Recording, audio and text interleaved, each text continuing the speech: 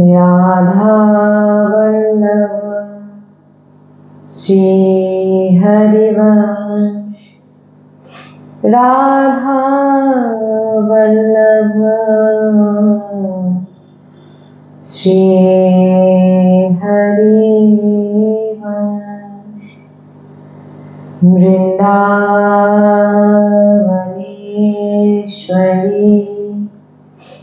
तवैव पदारविन्दं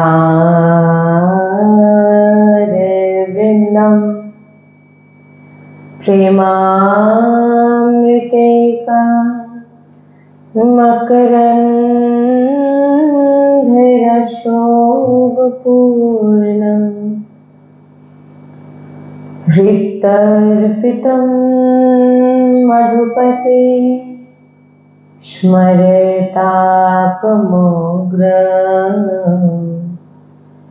निर्वापयत्परं शीतलमाश्रयामि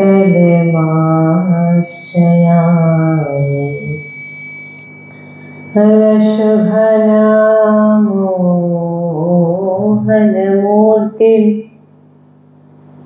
विचित्रकेलिमहोत्सवोल्लासितं राधाचरण विलोलिता रुचिराशिखण्ड हरिं वन्दे। श्री राधा वल्लभ लाल की जय। परम सच्चिदानंद घन आनंद समुद्र परात्पत प्रेम रस प्रवाही श्रीमद श्री वृंदावन धामे समस्त खगमृग पशु पाखी तरुलता श्री रजरानी जो श्री यमुना रानी जो समस्त ब्रजवासी परिकर समस्त प्रेमी महाभागवत शिक्षण समस्त सहचरी वृंद और प्राण आधार श्री जुगल सरकार अपार कृपार से वर्षा करছেন আর আমরা সেই অহেতুকি কৃপা প্রেম রসে ডুবছি এমন প্রত্যেক সেকেন্ডে আমাদের বিচার হওয়া উচিত। श्री राधा वल्लभ लाल की जय। सद्गुरुदेव भगवान की जय।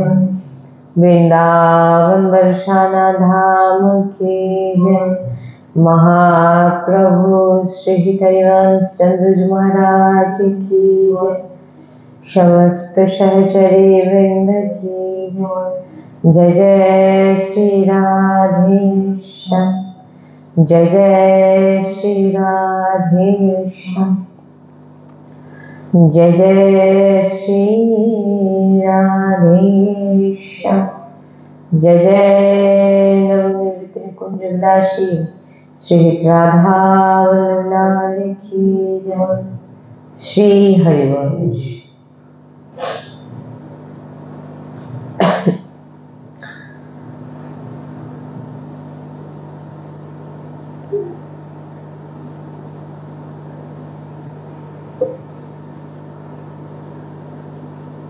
ভক্তের ভজনে বাধা কেন আসে? শাস্ত্র বিরুদ্ধ আচরণ করলে আমাদের ভক্তিতে বাধা ঘিরে আসে। উপাসকের হৃদয়ে এবং বাইরে আন্তরিক অনেক সমস্যা থাকে। উপাসকের বা সাধারণ মানুষের সমস্যাটা কোথায় হয়? আন্তরিক আন্তরিক সমস্যা আমাদের বেশি আসে। তাই অসাধন, মানে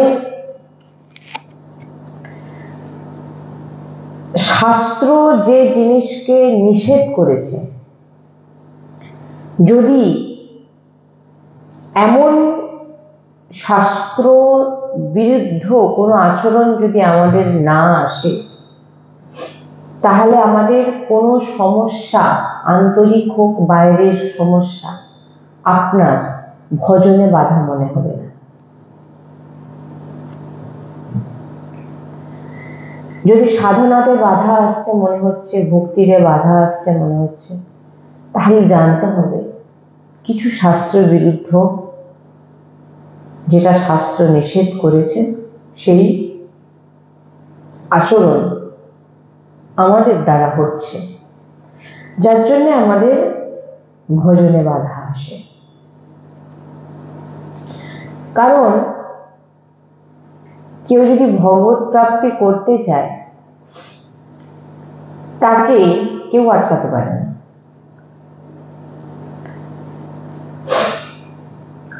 কেউ বাধা দিতে পারে না। বাইরে থেকে কেউ আপনার ভিতরের ভজনকে বন্ধ করে দেবে, এটা কারোর সামর্থ্য নেই।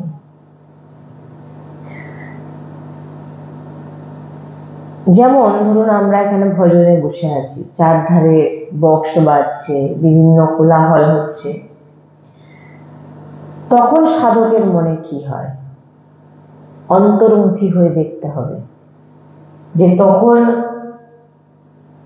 আমাদের ভিতরের ভাবনা কি চলে, আমরা ভগবানের সঙ্গে যুক্তে পারছি নাকি।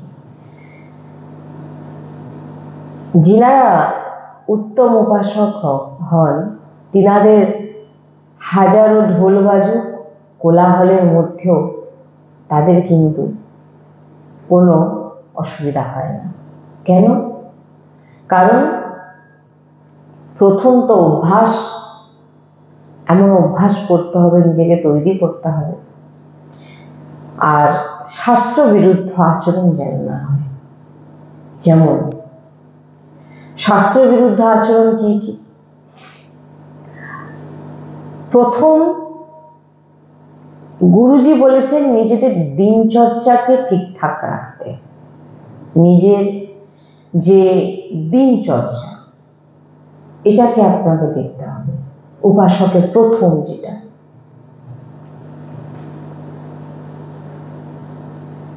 প্রথম ব্রহ্ম মুহূর্তে ওঠা, 4টে থেকে 6টার মধ্যে আপনাকে উঠে উঠতে হবে। প্রথম উত্তম জাত, তিনাদেরকে 2:30টা বলা হয়েছে, তারপরে একটু কম, 3টে থেকে 3:30, আর তারপর 4টে থেকে 6টা। সাধারণ যারা, তারা কিন্তু ভগবত প্রাপ্ত যারা করতে চায়, তারা 6টা অবধি কখনোই বিছানায় থাকে না। বলছেন 4টে থেকে 6টা, আর তার আগে যদি 2টো থেকে, সে তো আলাদাই। বলছেন এর মধ্যে এই সময়টা যদি আমরা ভগবানের সেবাতে না লাগাই, মানে ভজনে না লাগাই, তাহলে কিন্তু আমাদের ভজনে বাধা আসবে। প্রথম যদি আমরা এই ব্রহ্ম মুহূর্তে ওঠা অভ্যাস না করি, আমাদের দিনচর্চা ব্রহ্ম মুহূর্তে যদি ওঠা অভ্যাস না করি, এবং উঠে কিছু সময় গুরুদেবের স্মরণ করা, নাম মন্ত্র জপ করা, প্রথম আমাদের একটি রোগ সৃষ্টি হয়, সেটা হচ্ছে মানসিক রোগ। যদি কেউ, আমরা এটা ঋষিমুনিগণের এবং সন্তের শ্রীমুখে শ্রবণ করেছি যে 6টার পরেও যারা বিছানায় থাকে, 7টা 8টা বেজে যাচ্ছে, 9টা বেজে যাচ্ছে, তারা মানসিক পীড়া রোগী হন, শিকার হয়ে যান,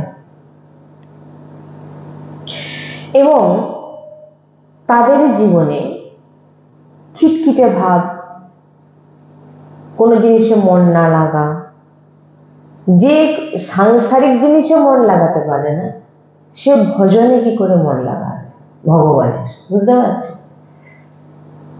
আপনার যে ভজন, আপনি যে ভগবানের যে ভজন করবেন, তার জন্য নিজেকে তো মানে নিজেকে একাগ্র হতে হবে, শান্ত হতে হবে, স্থির হতে হবে, নাহলে তো ভজন করা যায় না। কি করে আপনার ভজন হবে? আপনি সাংসারিক যদি কোনো কাজও করেন, দেখুন আপনাকে সেখানে স্থির হয়ে ধৈর্য ধরে আপনাকে ভজন করতে হবে। সেখানে যদি আপনি অস্থিরতা হন, ভিতর থেকে একটু অসন্তুষ্ট ভাব হন, দেখবেন আপনি প্রত্যেকের প্রতি খিটখিটে স্বভাব আপনার হয়ে যাবে। এটা কিন্তু একটা কি রোগ। তাই বলছে যে প্রাতঃ ওঠা আবশ্যক, উঠতেই হবে। আর তার মধ্যে এবারে আপনি নাম জপ ইত্যাদি সেরে তারপরে শ্রীজির মঙ্গলা যা যা করতে হয়, আরতি যা যা সবকিছু করলেন, তারপর আপনি যদি সাংসারিক হন তো সেরকম আপনি কাজকর্ম করলেন। হ্যাঁ, এবারে যখন আপনি কাজে বেরোচ্ছেন, আপনার যে আপনি যে ভজন, যে সাংসারিক বলে আমি কাজে থাকি আমার ভজন হবে না, ওটা কিন্তু নয়। ওটা যদি কেউ ভেবে থাকে তাহলে জানতে হবে তার ভজন মানে ভগবত প্রাপ্তির কোনো ইচ্ছা নেই। কারণ গুরুজি পরিষ্কার বলেছেন ভগবত প্রাপ্তি আপনি যে জায়গায় আছেন সেখান থেকেই হতে পারে।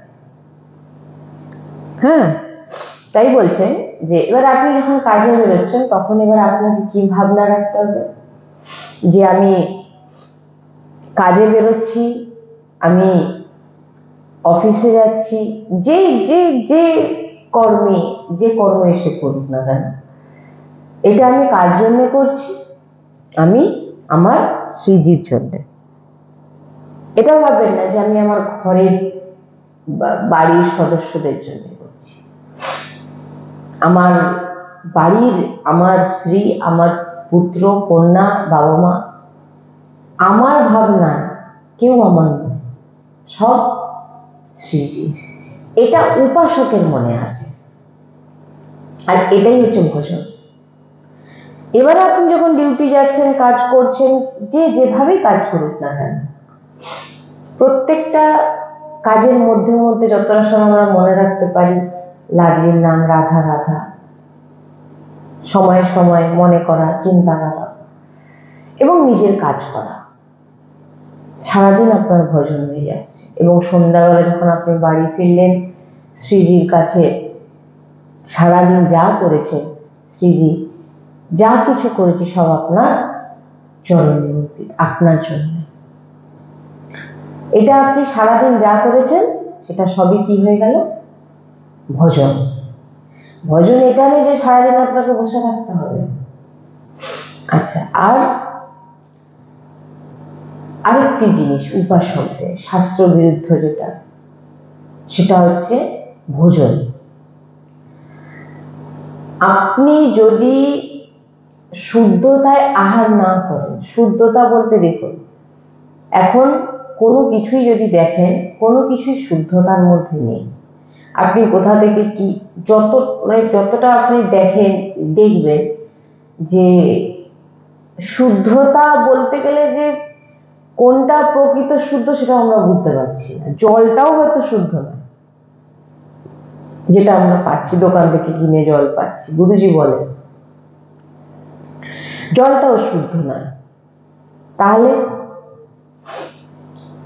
প্রথম তো যেটাই খাবো ভগবত অর্পিত করে, স্মরণ করে। বাইরে কোথাও আছি, লাডলি আমার ভিতরেই বিরাজমান হয়ে পাচ্ছেন। আর যারা কাজ করে হয়তো তাদের সকালে বেরিয়ে যেতে হয়, শ্রীজিকে যেমন ভোগ লাগিয়ে ভোগ পেয়ে কাজে যাবে। মোটামুটি নিজের সময় অনুযায়ী, যাতে আমার ভগবানকে, আমার লাডলিকে, আমার ইষ্টকে বাদ দিয়ে আমি কোনো কাজ করছি নাকি, কি বললেন?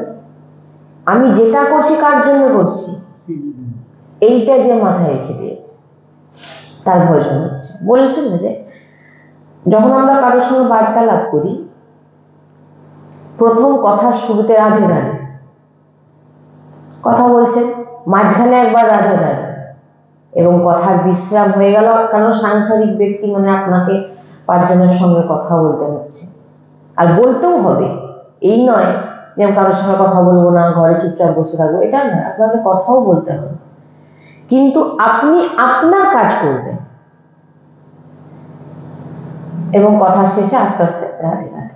কি হয়ে গেল? আপনি যতটা কথা বললেন সবই কিন্তু খুব সোজা ভজন, আবার খুব কঠিন। দেখুন, আপনি কারোর সঙ্গে কথা বলতে বলতে সাংসারিক চিন্তা করছেন, হয় না?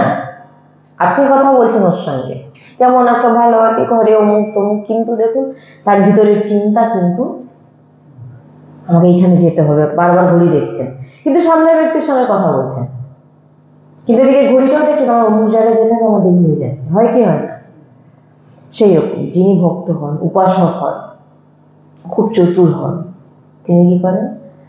সবার সঙ্গে কথা বলছেন, কিন্তু তিনি জানেন যে আমাকে আমার ভজন করতে হবে। সময়ে সময়ে, যেমন আমরা ঘড়ি দেখছি যাবো বলে, সময় সময় বারবার চিন্তা হচ্ছে রাধা রাধা রাধা, এটা ভজন হয়ে যাচ্ছে। বলছেন শাস্ত্র বিরুদ্ধ আচরণ মানে, শাস্ত্র বিরুদ্ধ আচরণ মানে প্রথম তো আপনার দিনচর্চাকে ঠিক করতে হবে। আপনি যে কারোর প্রতি হিংসা করবেন না, দ্বেষ করবেন না, কারোর সঙ্গে ঝগড়া করবেন না, এটা আপনার ভিতর কখন আসবে? যখন আপনার দিনচর্চা ঠিক থাকবে। নাহলে আপনি হাজারো চেষ্টা করলে আপনি কিন্তু করতে পারবেন না। কেন পারবেন না? আপনার দিনচর্চা ঠিক নয়, নাম জপ নেই, দিনচর্চা ঠিক নেই, সৎসঙ্গ শুনছেন না, বাইরের মন মানি আচরণ করছেন, খাচ্ছেন যেখানে সেখানে, এখানে কি হবে? আপনার ভিতর কখনো পবিত্র হবে না, আর আপনি কখনো চাইলেও কিন্তু ভজন করতে পারবেন। আপনি ভাবছেন যে আমি যা করছি আমি ঠিক ভজন করে নেবো, আমি সবকিছু করে নিই, হ্যাঁ, ওতে ভজন হবে না। ওতে কি হবে? আপনার ভিতরে কখনো হিংসা, দ্বেষ, জ্বলন কোনদিন কিন্তু কমবে না।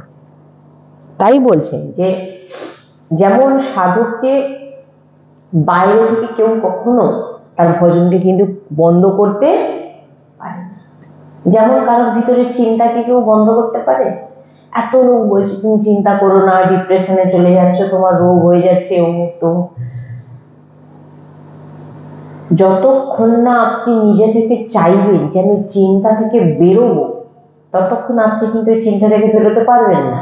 তেমন আপনাকে মনে রাখতে হবে, সাংসারিক চিন্তা থেকে আমি ভগবানের চিন্তায় আমাকে নিয়ে যেতেই হবে। সেটা আপনিই পারবেন।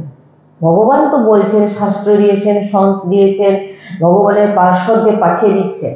সন্তজনকে, শাস্ত্রকে, ইনারা ভগবত পার্শ্বদ, ইনারাই আমাদের ভগবত প্রাপ্তি করানোর জন্য বাণীর মাধ্যমে আমাদের বোঝাচ্ছে এইভাবে চলো, এইভাবে করো, এইভাবে করো, কিন্তু করতে আপনাকে হবে। কি বললেন? তাই একাগ্রপূর্বক শান্ত থাকা, চুপচাপ থাকা, এগুলো তখনই সম্ভব হয় যে ব্যক্তি দিনচর্চা ঠিক থাকে। প্রপঞ্চ করব, অন্য লোকের ক্ষতি করব, এর পিছনে লাগবো, নিজেরটা যেন ভালো হয়ে যায়, নিজের যেন সব ঠিকঠাক হয়,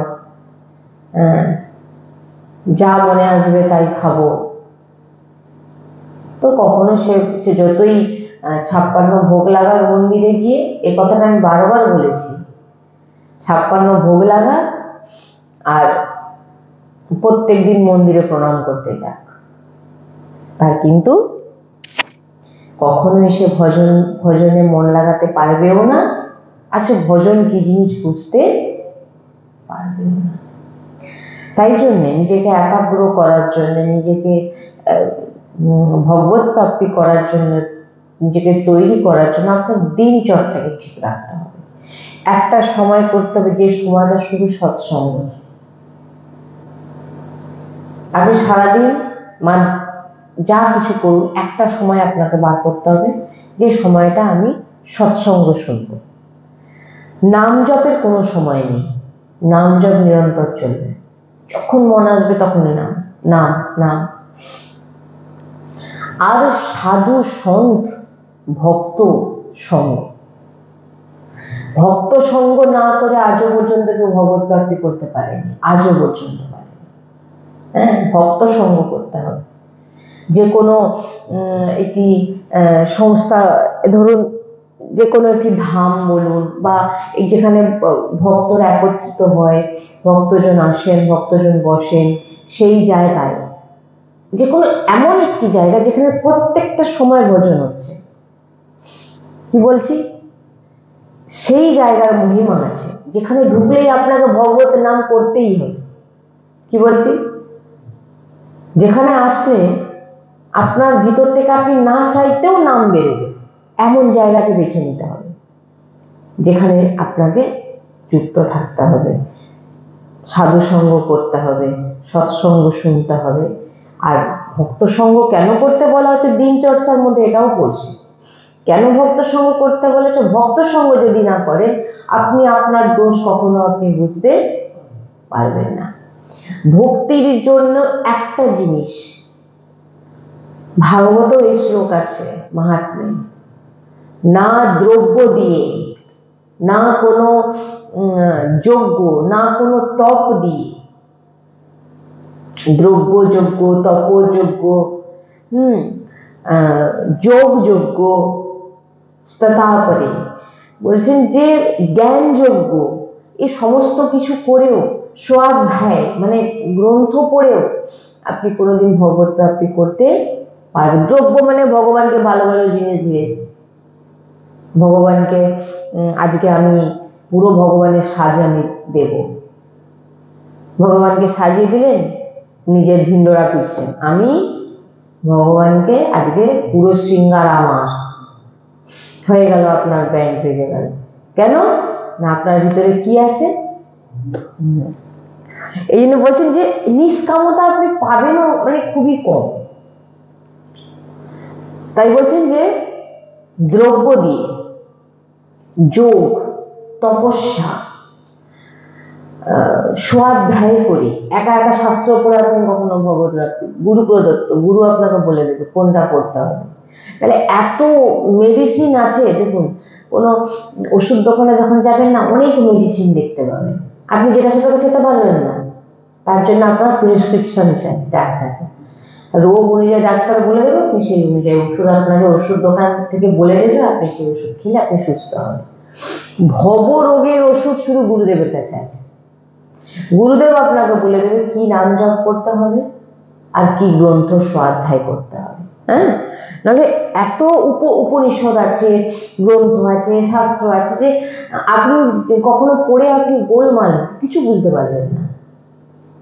গুরুদেবের শরণাগত হয়ে গুরুদেব যে গ্রন্থ বলবেন স্বাধ্যায় সেটা করুন। তাহলে আপনি ভাববেন আমি স্বাধ্যায় করে একা একা আচরণে এগিয়ে দেবো, তাহলে তো সাধু সন্তের সঙ্গেরই দরকার ছিল না। আমি ডেলি পড়ি, কি পড়ো? আমি ডেলি গীতা ভাগবত পড়ি, খুব ভালো, পড়লে খুব ভালো, পড়তে বলাও হচ্ছে। হ্যাঁ হ্যাঁ, মাস্টারের প্রয়োজন নেই, তাহলে তো সবাই ঘরেই পড়ে নিত। হ্যাঁ, আপনি কি শাস্ত্রে বুঝবেন? সাধু সন্ত যেভাবে বলছেন আমাদের কাছে, আমরা শাস্ত্র পড়ে শেষ, আপনার সময় কোথায়? আপনি বলুন, একটা কর্মরত মানুষ, যারা সাংসারিক মানুষ হন, তিনারা 1 ঘন্টা সময় দেওয়া অনেক কষ্টকর। তাও তো গুরুজি বলেছেন যে হিচ্চ রাশির প্রত্যেক দিন আপাতত যারা দীক্ষিত নয় 5টা, আর যারা দীক্ষিত হয়ে গেছে 10টা, প্রত্যেক দিন পাঠ করা। আর যারা একেবারে বিরক্ত, তিনাদের জন্য পুরো হিচ্চ রাশি, বাণী গান এগুলো করতেই হবে। তো স্বাধ্যায়, আপনি একা স্বাধ্যায় করে কি করে ভগবত প্রাপ্তি করবেন? এর জন্য কি চাই? প্রেম লক্ষণা ভক্তি। এই ভক্তি কোথা থেকে আসবে? সাধু সঙ্গ করে এবং গুরু কৃপা। ভগবত কৃপা তো অবশ্যই আছে, ভগবত কৃপা না পেলে আপনি সাধু সঙ্গ পেতেন না, আর আপনি গুরু আশ্রয় আপনি পেতেন না।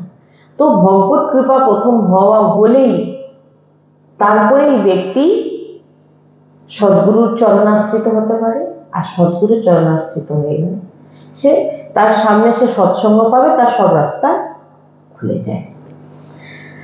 এই কারণে বলছি যে দিন চর্চা যদি আমাদের যেন ঠিক থাকে, মজবুত থাকে। আমি সারাদিন কার জন্য কি করছি?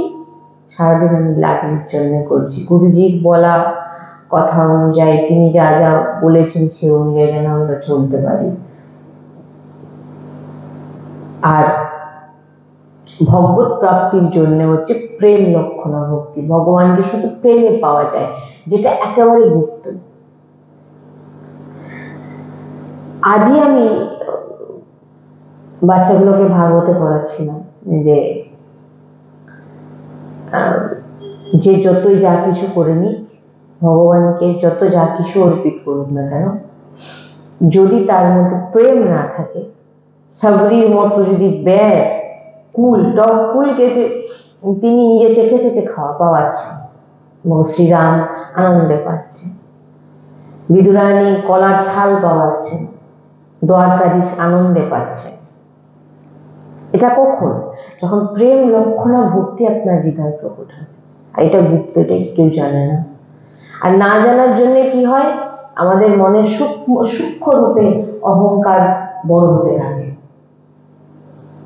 যে অহংকার আমাদের কি করে, পতন করে দেয়। ভগবত প্রাপ্তি কখনোই আপনার হবে না। যদি আমরা ঠিক করে গুরুর আদেশ সৎসঙ্গ শুনে নিজের জীবনে আচরণে আনার চেষ্টা করি, তাহলে আমাদের ভজনে কখনো বাধা হবে না। তো তাই আমরা প্রত্যেক দিনের আমাদের যে নিয়ম, জীবন থেকে কখনো যেন সৎসঙ্গ বাদ না হয়। যেদিন আপনার জীবন থেকে দেখবেন সৎসঙ্গ চলে গেছে, সেদিন জেনে নেবেন হয় আপনি বৈষ্ণব অপরাধ করেছেন, না হয় আপনার কোনো না কোনো একটা একে অপরাধ বলে। হ্যাঁ, আর একটা জিনিস, কালকেও আমরা যেখানে গেছিলাম সেটা হচ্ছে অপরাধের কথা। ভগবানকে 1 ঘন্টা দেরি করে ভোগ লাগান, তাতে অপরাধ লাগবে না। ভগবানকে আপনি শুধু মিষ্টি ভোগ দিন, তাতেও অপরাধ লাগবে না। কিন্তু ভগবানের সামনে ভগবানের ভক্তকে যদি আপনি অপমান করেন, সেখানে কিন্তু অপরাধ লাগবে। কি বললাম? অপরাধ এখানে লাগে। আর আমরা অপরাধ কি, এই ভগবানকে একটু দেরি করে ভোগ দিয়ে দিলে কি ভগবান রেগে যাবে নাকি? মানে কি বলুন তো, এতদিন কোনোদিন সৎসঙ্গ তো পায়নি, কি বলছি বুঝতে পারছেন?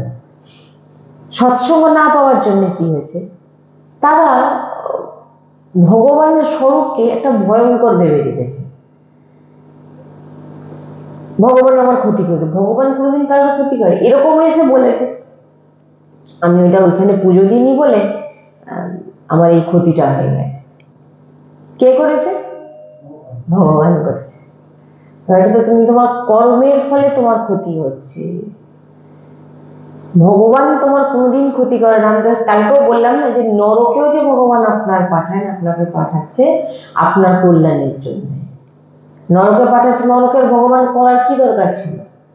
ভগবান নরকে এই জন্য করেছেন যে আপনার সমস্ত যে খারাপ কর্মগুলো যেন নরকে, যেমন কি জেলে 12 বছর জেল, তারপর কিন্তু আপনাকে আপনার ফল ভোগ হয়ে গেলে আপনাকে ছেড়ে দিলে যাবে।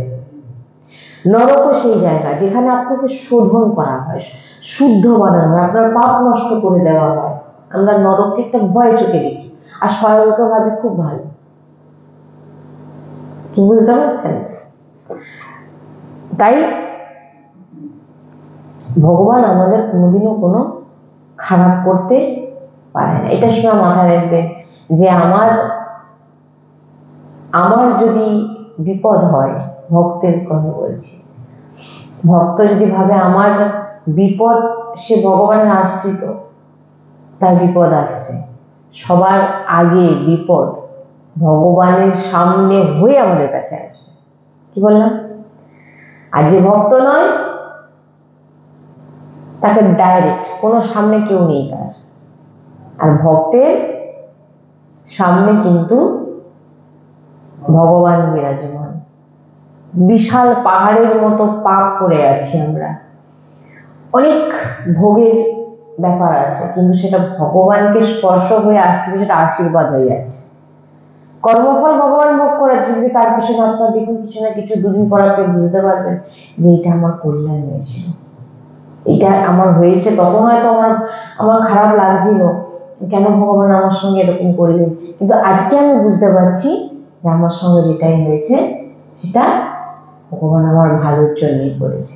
কিন্তু সেটা যদি আমরা ভগবানের আশ্রিত না হতাম তাহলে কিন্তু ওটা খুব খারাপ হতো। কি বললেন? এই কারণে বলছেন যে নিজের দিন চর্চা যেন ঠিক থাকে। মোটামুটি আপনি এবং ঘরের যে ঠাকুরজি, আমি এইটা বারবার অনেকবার বলেছি, ঘরের যে নিজের ঠাকুর, নিজের ঠাকুরজি, নিজের ইষ্টকে এমন জায়গায় একটা রাখুন যাতে যেতে আসতে আপনার চোখ পড়ে। কি বললাম? নাহলে আমরা মন্দির কোথায় করি? হয় ছাদের ওপরে, নাহলে ঘরের এক কোণে, নাহলে একটা, হয় না বলুন? এমন জায়গায় রাখবেন যাতে ঠাকুরজি আমাদের আমরা দেখি না দেখি, কিন্তু ভগবান আমাদের দেখছেন। কি বললাম? ঠাকুরজিকে এমন জায়গায় বিরাজমান করুন যেতে আসতে বারবার আপনার দৃষ্টি পড়ছে, আপনি ভগবত দর্শন করছেন। নাহলে আপনি এমন জায়গায় রেখেছেন যে আপনার দৃষ্টি পড়ছে না।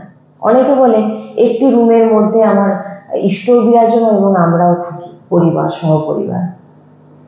তখন গুরুজি বললেন ভগবান কি তাহলে বাইরের লোক? ভগবান তো আমার ঘরের সদস্য, তো আমার নিজের ঠাকুরজি আমার ঘরে থাকবে না তো বাইরে থাকবে? ঠাকুরজি আমার সামনে বিরাজমান থাকবে, ভুল হোক আর ত্রুটি হোক, যাই হোক তিনি দেখছেন। শুধরাবেন কে? তিনি শুধরে দেবেন। তাই ইষ্টকে এমন জায়গায় আমরা রেখে দিই, এমন আড়ালে রেখে দিই, পিছনে নাহলে উপরে, নাহলে একটা জায়গায় আমাকে চলো আমাদের মন্দির দর্শন করবে, নিয়ে গেছে কোথায় না ছাদের উপরে। ছাদ আবার কি নতুন ঘর করেছে, নতুন ঘর করেছে, ছাদটা এখনো মানে ওই যে দেয়ালে যে কি বলে ওটাকে, গাঁথার পর যেটা তারপরে যে কি করে প্লাস্টার হয়নি, রড ফড বেরিয়ে আছে। মোটামুটি সিঁড়ি এরকম উঠে গিয়ে ছাদ, তার সাইডে এতটুকু জায়গায় তার মন্দির। বুঝতে পেরেছেন? গোপাল বসে আছে আর নিজেদের লাকসাতে নিজে একদম খুব সুন্দর ঘর বাড়ি করেছে।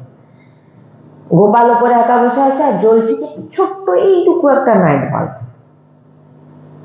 বুঝতে পেরেছে? উপরে বসে আছে। আরো বিভিন্ন দেবতার, মানে দেখেই দুঃখ লাগলো। আমি যদি টিউবলাইটের নিচে এত ভালোভাবে থাকতে পারি, তো আমার ঠাকুরজি কেন ঘরের কোনো জায়গায় জায়গা পাচ্ছেন? তাকে উপরে কেন তুলে রেখে দিয়েছে? তাকে যারা লাইটও ভালো দেয়, এটাই এই দিয়ে ভগবানের কাছে আমরা লিস্ট দিতে চাই, ভগবান আমাকে এটা কেন দাওনি, ওটা কেন দাওনি। আপনি ভাবুন তো, ভগবান আপনার বিচারটা দেখে না? আপনার ভিতরে কি বিচার চলছে? আপনি নিজেই ভালো আছেন, নিজে ভাবছেন আমি আর কোনো কিছু জীবনে না পেলে এবার ভগবানের, তুমি ভগবানের কাছে চাইছো কোন লজ্জায়? তুমি ভগবানের সঙ্গে কি আচরণ করছো? কি বললাম বুঝতে পারছেন তো জিনিসটা? কালো হয়ে বসে আছে, জামাটাও মানে বছরে একবারও পাল্টায়। সেটা ঠিক আছে, আমি পাচ্ছি না, আমি কিনতে পারছি না, আমার অর্থ নেই, সেটা আলাদা বিষয়। কিন্তু আমি নিজে ফিটফাটে আছি, কিন্তু আমার ঠাকুর পড়ে আছে ছেঁড়া জামা কাপড়। ভাই এগুলো তো ভগবান আপনার বিচার দেখবে না? ভগবান আপনার বিচার দেখবে। কার মনে আসে যে আজ এই যে এটা করবো, গেছি কোথাও গেছি আগে শ্রীজির জন্য, লাডলির জন্য, দেখি এটা কেমন হবে। ভক্তদের মনে কি নিজেদের জন্য নয়, ভক্তদের সবার প্রথমে মনে আসবে তার ইষ্টের কথা। আমার লাডলিটা পড়লে ভালো হবে, লাডলির জন্য নিলে কেমন হয়, ওটাই অর্পিত হয়ে গেল। কিন্তু দেখুন, ভগবানের জন্য করতে গেলে কষ্ট, ভগবানের জন্য 5 পয়সা দিতে গেলে কষ্ট। বলবে কি ভগবানের কি আবার দরকার আছে নাকি? ভগবানের দরকার যদি না থাকে, ভগবানের কোনো দরকার, ভগবান তো আপনাকে দিচ্ছে, কিন্তু ভগবান আপনার কাছ থেকে কি দেখছে? আপনার বিচার কেমন? আপনার বিচারে আসছে না। শাস্ত্রে চারিদিকে বলছে যে বৈষ্ণবদের সেবা করাও, বৈষ্ণবদের আমার ভক্তদের, আমাকে না, আমার ভক্তদেরকে তুমি কোথায়? ভক্ত সেবা করো, ভক্তদের দাও, আমার ভক্তদের। কিন্তু দেখুন এখানে কিভাবে ভক্তদেরকে আর না দিয়ে ভক্তদেরকে নিয়ে যাব, ভক্তদের ডাকবো, ভক্তদেরকে দিয়ে সবকিছু করাবো, কিন্তু ভগবানের সেবার বেলা কিছু দিতে পারবো না। তার মানে কি? দেওয়ার না দেওয়ার, সে আপনার 5 পয়সাও থাকতে পারে, আপনার 10 টাকা যোগ্যতা, 10 টাকা থাকতে পারে, কিন্তু ভগবান কি দেখছে? আপনার ভাব। দক্ষিণা দিতে গেলে সব থেকে যে ছোট কয়েনটা বেরাবে, তাও 25 পয়সাটা বন্ধ হয়ে গেছে বলে। 50 পয়সা নেই তো এখন, 25-50 বন্ধ হয়ে গেছে। না না, ভক্তদের ভগবানের দেখবেন 25-50 সব থেকে ছোট কয়েন, যদি নোট থাকে সব থেকে, হ্যাঁ সব থেকে পাতলা বা ছিঁড়ে গেছে, সেই নোটটা চালিয়ে দিতে পারলে এখানে গিয়ে পূর্ণ হয়ে যাবে। এই জন্য হচ্ছে বিচার। আপনার বিচারে আপনি দিন আর না দিন, আপনার যে বিচার, ঠাকুর আমার ইষ্টকে, আমার মন্দিরের জন্য যদি আমি কিছু করতে পারতাম, হে লাগবে বিচার। এই সমস্ত শুদ্ধ বিচার কখন আসবে? আপনি যখন সৎসঙ্গ করবেন, আপনি যখন এই দিনচর্চায় থাকবেন, গুরু আদেশে চলবেন, তখন আপনার শুদ্ধ আহার করবেন, তখন আপনার ভিতরে এমন ভাবনা আপনার ভিতরে জাগ্রত হবে, নাহলে কোনোদিন হবে না। তাই দিনচর্চা, আমাদের এই দিনচর্চা খুব গুরুত্বপূর্ণ বিষয় উপাসকদের জন্য। না হলে এক মুহূর্ত যাবে না আমাদের প্রাণ চলে যেতে, কি যে কোনো মুহূর্তে আমাদের প্রাণ চলে যেতে পারে।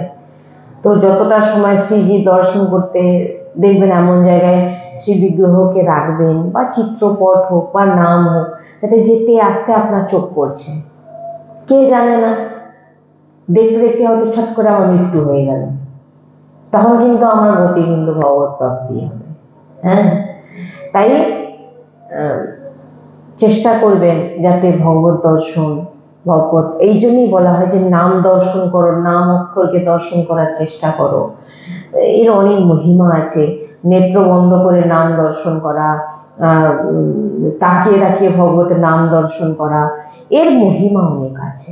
যাতে অন্তিম সময় আপনাকে আর ভাবতে হবে না, স্বতঃ মানে যখন আমাদের মৃত্যুর সময় চলে আসে না, আমরা সারা জীবন যা যা করেছি পুরো টিভির মতো আমাদের দেখানো হয়, আর ওইটা দেখতে দেখতে আপনার প্রাণটা চলে গেল, আপনি আবার যে কোনো একটা জন্ম, না আপনার আবার জন্ম হবে।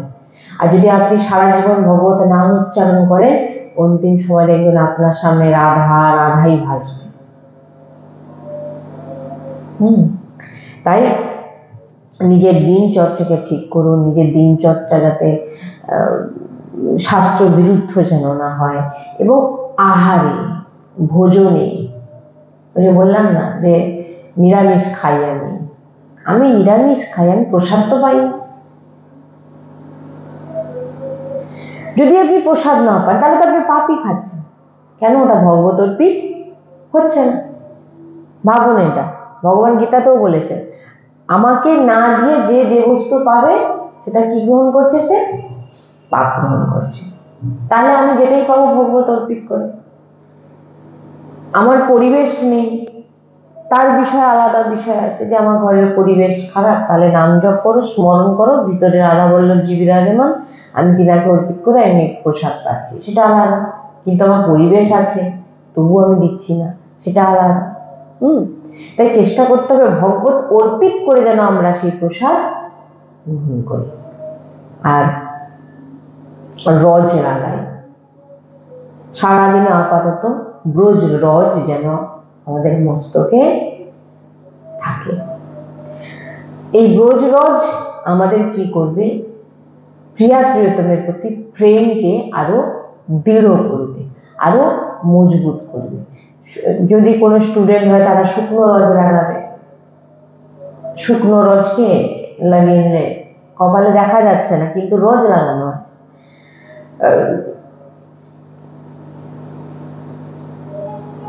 এই রজে কি হয়? আমাদের প্রিয়া প্রিয়তমের প্রতি প্রেম জাগ্রত হয়, প্রেম বাড়ে, বৃন্দাবনের প্রতি প্রেম বাড়ে, প্রিয়া প্রিয়তমের প্রতি প্রেম বাড়ে। রজ লাগাতেই হবে। আর বলছেন যে ব্যক্তি রজ লাগায় তার কিন্তু নিকুঞ্জে যাওয়ার রাস্তা ফিক্সড। কারণ রজ লাগানো মানে আপনার যে কোনো মুহূর্তে যদি মৃত্যু হয়, আপনার প্রমাণ আছে কি আপনি যে শ্রীজির চরণ রজ। তাই ভক্তদের এই সাধকদের কখনোই বাধা আসবে না যদি তার এইভাবে দিন চর্চা চলে। যা করবে শ্রীজির জন্য, যা কিছু করছে শ্রী প্রিয়া প্রিয়তমের জন্য, বেঁচে আছে প্রিয়া প্রিয়তমের জন্য, ভোজন করছে প্রিয়া প্রিয়তমের জন্য, জলপান করছে প্রিয়া প্রিয়তমের জন্য। ভাবনা, আপনার ভাবটাই মেইন জিনিস। বলছেন আপনি প্রকটে আপনি 56 ভোগ দেওয়ার মতো আমার সামর্থ্য নেই। আপনি নেত্র বন্ধ করে আপনি দেখছেন আমি নিজের হাতে প্রসাদ বানাচ্ছি, আপনার সামর্থ্য নেই। সামর্থ্য আছে তো বাড়িয়া বানান দিন, ঠিক আছে। নেই যখন আপনি চিন্তা করছেন, আপনি ভাবছেন আমি আমার প্রিয়া প্রিয়তমকে, এই মানসিক সেবার অনেক গুরুত্ব। বলছেন এক মানসিক সেবায় এক সুন্দর ব্রজের এক ভক্তের মুখে শুনেছিলাম যে তিনি বলছেন যে এক শেঠজি ছিল, খুব কিপটে, প্রত্যেক দিন কোনোদিন ভগবানকে ভোগ দিতেন, খুব মাসে একবার। তো এক বাবাজি বলছেন, বলে আরে তুই ভগবানকে রেখেছিস, ভগবানকে ভোগ দিস না, ভগবানকে ভোগ পাওয়া যে তুই সেটা পাবি।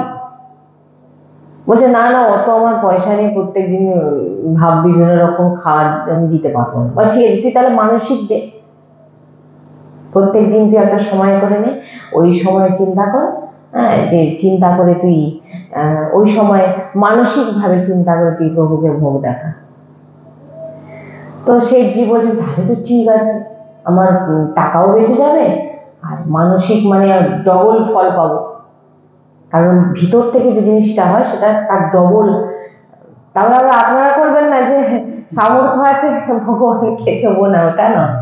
সামর্থ্য আছে ভগবানকে 56 ভোগ করে দিন, সেটা ঠিক আলাদা বিষয়, এটা সবার জন্য।